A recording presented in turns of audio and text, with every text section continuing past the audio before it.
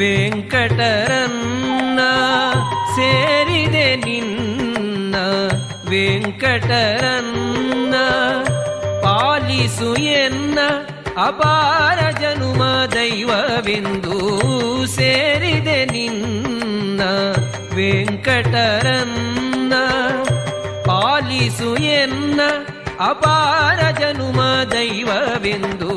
ಶ್ರೀನಿವಾಸನ ವಾರ್ಷಿಕ ಬ್ರಹ್ಮೋತ್ಸವಗಳು ಅಕ್ಟೋಬರ್ 4ನೇ ತಾರೀಖಿನಿಂದ 12ನೇ ತಾರೀಕಿನವರೆಗೂ ತಿರುಮಲದಿಂದ ಪ್ರತ್ಯಕ್ಷ ಪ್ರಸಾರ ವೀಕ್ಷಿಸಿ.